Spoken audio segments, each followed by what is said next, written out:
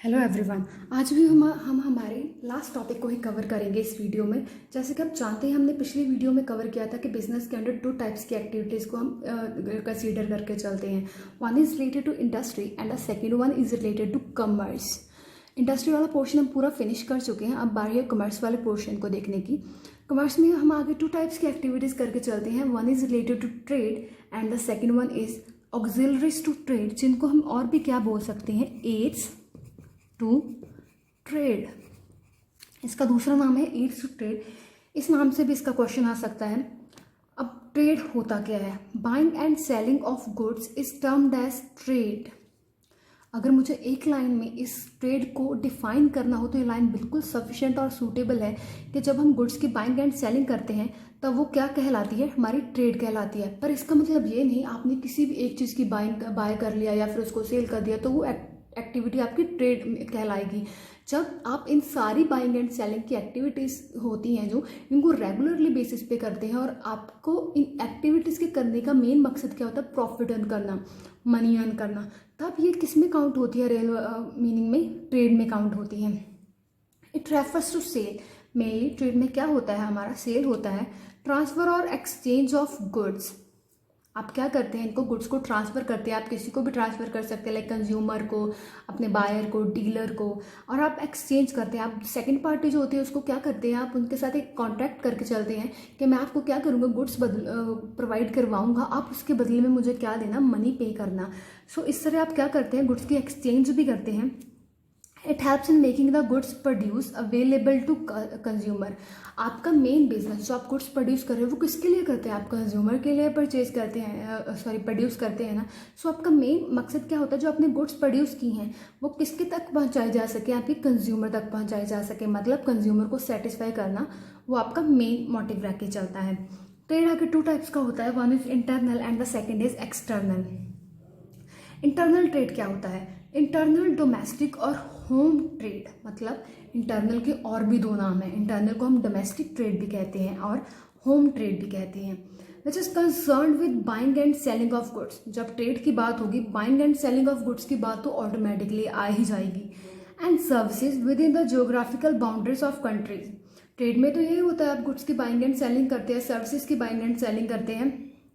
But अब internal trade में क्या कंडीशन रहती है, आप गुड्स की बाइंग एंड सेलिंग तो करते हैं but with in the geographical boundaries. आप जो अपनी कंट्री होती है उसकी बाउंड्रीज की, उसकी जियोग्राफिकल जो सीमाएं होती हैं, आप उनके अंदर रह के ही ये डील्स करते हैं। मतलब आपने जो गुड्स की सेल एंड परचेज करनी है वो अपनी कंट्री के विद इन करनी है, आउटसाइड ऑफ द कंट्री में जाकर नहीं करनी है। अब हमारा इंटरनल ट्रेड आगे टू टाइप्स का होता है। One is wholesale trade and the second is retail trade. Wholesale trade is concern with buying goods from manufacture और producer in a large quantity. Wholesale में जनरली हम क्या करते हैं, लार्ज क्वांटिटी में ही गुड्स की डील करके चलते हैं। अब गुड्स की डील कैसे करते हैं, आप क्या करते हैं, लार्ज क्वांटिटी में गुड्स किससे परचेज कर लेते हैं, मैन्युफैक्चरर और प्रोड्यूसर से परचेज करते हैं। मैन्युफैक्चरर या प्रोड्यूसर कौन होता है, जो अपने गुड्स को क्या करता है, खुद प्रोड्यूस करके चलता है, खुद बनाता है फैक्ट्री में। And selling them in a small quantities. आप इनको परचेज तो लार्ज क्वांटिटी में करते हैं बट आप इनको सेल किस में करते हैं, स्मॉल क्वांटिटीज़ में करते हैं। लार्ज क्वांटिटी में परचेज करने का क्या फ़ायदा रहता है कि आपको थोड़े से बेनिफिट्स, प्रिक्वेस्ट मिल जाते हैं कि आप अगर लार्ज क्वांटिटी में इन गुड्स को बाय करेंगे तो आपको क्या मिलेगा, बहुत सारा डिस्काउंट मिल सकता है, आपको कम रेट पे ये चीज़ें मिल सकती हैं। रिटेल ट्रेड क्या होता है? Retail trade is concern with the sale of goods in a small quantities to consumer. आप इसमें क्या करते हैं, जो आपका कंज्यूमर होता है, ग्राहक होता है, आप उसको क्या करते हैं, स्मॉल क्वांटिटीज़ में गुड्स देते हैं। आपने भी आप भी इस ट्रेड का हिस्सा बने रहे होंगे जब आपने किसी भी नियर बाय मार्केट में गए होंगे, कोई भी एक नोटबुक लेने, एक पेंसिल लेने, तब मतलब आप किस शॉप पे जा रहे हैं, रिटेलर की शॉप पे जा रहे हैं। अब मैं देखती अब आपको बताती हूँ कि इंटरनल ट्रेड में आपका प्राइस कैसे डिस्कस होता है, या फिर ये होलसेलर्स और रिटेलर्स आपस में इंटरकनेक्टेड कैसे होते हैं। मान लीजिए एक मैन्युफैक्चरर है या फिर प्रोड्यूसर है, मैन्युफैक्चरर है, फिर आपका डीलर या फिर जो भी आप बोल सकते हैं उसको होलसेलर बोल सकते हैं, होलसेलर है। फिर आपका क्या आता है, रिटेलर आता है, एंड देन आपका क्या आता है, कंज्यूमर आता है। ओके। मैन्युफैक्चरर क्या करता है, गुड्स को प्रोड्यूस करता है। मान लीजिए इसने गुड्स प्रोड्यूस की, उसके पीछे इसका कॉस्ट कितनी आई, 150 पर यूनिट आई, एक यूनिट की कॉस्ट कितनी आई, 150 आई। आगे ये क्या करता है, होलसेलर को बेचता है। अब इसको अगर 150 की कॉस्ट पड़ी है तो ये 150 को एज इट इज़ तो होलसेलर को नहीं सेल कर देगा। मान लीजिए ये करता है 153 पर यूनिट, ये एक यूनिट 153 का होलसेलर को बेच देता है। होलसेलर क्या करता है, लार्ज क्वांटिटी में इससे बहुत सारी गुड्स प्रोड्यूस कर देता है। जब होलसेलर को आगे किसको बेचनी पड़ती है, रिटेलर को बेचनी पड़ती है, तो ये आगे और कमीशन ऐड कर देता है। ये आगे इसको कितने की बेच देता है, 155 पर यूनिट की बेच देता है। ठीक है। अब जब ये गुड्स रिटेलर के पास पहुंच गए तो रिटेलर कंज्यूमर को कितने में दे देता है, ये चीज़ 160 में दे देता है। अब ये देखिए ये बनी कितने में थी, 150 में, और लास्ट तक कंज्यूमर में कितने की पहुंची, 160 में पहुंची। वो कैसे, क्योंकि जब ये मैन्युफैक्चरर ने होलसेलर को बेचा, मैन्युफैक्चरर को भी कुछ कमीशन चाहिए था। मैन्युफैक्चरर को कितना कमीशन चाहिए था, 3 रुपीज़ का। ऊपर के 3 रुपीज़ किसके हो गए, मैन्युफैक्चरर के कमीशन के हो गए।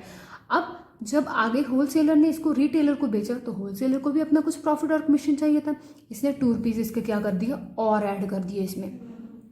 इस तरह जितने जितने हम इस चेन में और सारे डीलर्स ऐड करते जाएंगे उतना ही इस इस चीज़ का रेट कितना हो जाएगा, बढ़ता जाएगा, और कंज्यूमर तक पहुंचते पहुंचते ये चीज़ और भी कॉस्टली हो जाएगी। इस तरह ये सारे क्या होते हैं, एक दूसरे से इंटरकनेक्टेड होते हैं। ये जो होलसेलर होता है रिटेलर और मैन्युफैक्चरर के बीच एक लिंक का काम करता है। कभी कभी ये दोनों एक दूसरे से कनेक्ट नहीं हो पाते तो इनको कनेक्ट कौन करवाता है, होलसेलर करवाता है। अब बात करते हैं एक्सटर्नल ट्रेड की। एक्सटर्नल और foreign trade, it means external का दूसरा नाम क्या है, foreign trade, which consist the exchange of goods and services between person और ऑर्गेनाइजेशन ऑपरेटिंग इन 2 और मोर कंट्रीज। हमने इंटरनल में क्या बात की थी, विद इन 1 कंट्री, मतलब आप अपनी कंट्री में रहते हैं। अब एक्सटर्नल में क्या बात करते हैं, 2 और मोर कंट्रीज, मतलब अब क्या कर सकते हैं, आप अपनी कंट्री से बाहर जाकर ट्रेड कर सकते हैं। आप किनको ये गुड्स एंड सर्विसेज की मतलब बाइंग एंड सेलिंग करते हैं, उन पर्सन या उन ऑर्गेनाइजेशन को जो अपना ट्रेड 2 या 2 से ज़्यादा कंट्रीज में क्या करते हैं, ऑर्गेनाइज करके चलते हैं, चलाकर चलते हैं। एक्सटर्नल ट्रेड आगे 3 टाइप का होता है। 1 is import, if goods are purchased from other countries then it is called import trade. जब आप कोई भी गुड्स किसी और कंट्री से क्या करते हैं, परचेज करते हैं, तब वो क्या कहलाता है, आपका इम्पोर्ट ट्रेड कहलाता है। एक्सपोर्ट क्या होता है, if the goods are sold to another country, जब आप गुड्स क्या करते हैं, किसी दूसरी कंट्री वालों को बेच देते हैं, तब क्या कहलाता है, ये आपका एक्सपोर्ट कहलाता है। अब एंट्री पोर्ट क्या होता है, एंट्री पोर्ट वो होता है जो आपका इंपोर्ट और एक्सपोर्ट दोनों को मिलाकर बना हुआ होता है। It is basically a trade in which imported goods are re exported. Imported goods मतलब जो आपने किसी और कंट्री से खरीदी थी, आप क्या कर देते हैं, आप उनको दोबारा किसी कंट्री को जाकर क्या कर देते हैं, एक्सपोर्ट कर देते हैं। एक बार तो आपको वो गुड्स क्या हो गई, एक्सपोर्ट हो गई, एक्सपोर्ट हुई तभी तो आपने उनको इम्पोर्ट किया ना। आपने जब उन गुड्स को इंपोर्ट किया मतलब परचेज किया, आपने उन गुड्स को क्या कर दिया, सेम एज इट इज़ किसी और कंट्री वालों को एक्सपोर्ट कर दिया, मतलब बेच दिया। आप जिस तरह से आपने ये गुड्स बाय की हैं उस तरह से भी बेच सकते हैं, या फिर आप इनमें कुछ प्रोसेसिंग भी कर सकते हैं, मतलब आप इनकी पैकेजिंग, कुछ प्राइस वगैरह भी चेंज कर सकते हैं। ओके, यहाँ पर हमारा ट्रेड वाला पोर्शन क्या होता है, डन होता है। अब बात करते हैं ऑक्सिलरीज टू ट्रेड की, जिसका मैंने आपको एक और नाम बताया था, एड्स टू ट्रेड नाम भी बताया था। ऑक्सिलरीज टू ट्रेड या फिर एड्स टू ट्रेड क्या होता है, इनमें आपकी वो सारी सर्विसेज शामिल होती हैं या वो सारी एक्टिविटीज़ शामिल होती हैं जो क्या करती हैं, आपको ट्रेड करने में बहुत सारी हेल्पफुल होती हैं। मतलब इनके बिना का ट्रेड बिल्कुल भी सक्सेसफुली आप ऑपरेट कर ही नहीं पाओगे। इनमें मतलब आप इन सारी एक्टिविटी से आपको क्या होती है, ज़रूरत होती है। पहली कौन सी होती है, हमारी ट्रांसपोर्ट एंड कम्युनिकेशन। मान लीजिए ट्रेड में आपने बहुत सारी गुड्स प्रोड्यूस कर दी हैं, आप उनको कहीं गुड्स को बेचोगे तो सही ना, ट्रांसपोर्ट तो करोगे, मतलब आपको ट्रांसपोर्टेशन सिस्टम भी बहुत अच्छा चाहिए होता है। कम्युनिकेशन, आपने गुड्स प्रोड्यूस की हैं, जब तक आप किसके साथ कांटेक्ट में नहीं आओगे, कम्युनिकेट नहीं करोगे कि हाँ मैंने ये गुड्स बनाई है, तब तक दूसरी पार्टी को कैसे पता चलेगा कि आपने ये गुड्स बनाई है। इसलिए आपको कम्युनिकेशन जो सिस्टम होता है उसका भी आपका बहुत ही स्मूथली वर्क करना चाहिए, तभी आपका ट्रेड क्या होगा, अच्छे से वर्क करेगा। नेक्स्ट हमारी कौन सी सर्विसेज है, बैंकिंग एंड फाइनेंस। अब जो फाइनेंस होता है, मनी होती है, वो तो एज अ लाइफ ब्लड होता है बिजनेस का। बिना पैसे के तो आप बिजनेस चला ही नहीं सकते। सो बैंकिंग वाले आपको क्या कर देते हैं, बैंकिंग में आप क्या करते हैं, जो भी आप किसी को गुड्स की मतलब सेल करते हो उसके बदले में जो पेमेंट आनी होती है, चेक्स आने होते हैं, वो आपके कहाँ पे आते हैं, बैंक में आते हैं। और फाइनेंस मतलब जब आपको फाइनेंस की ज़रूरत पड़ती है, पैसे की ज़रूरत पड़ती है, तो आप क्या ले सकते हो, बैंक वालों से पैसे एज अ लोन में ले सकते हैं। इंश्योरेंस, इंश्योरेंस इन सब एक्टिविटीज़ के ऊपर एक एक अलग से चैप्टर बना हुआ है। फिलहाल यहाँ पर आपकी थोड़ी इंट्रो है।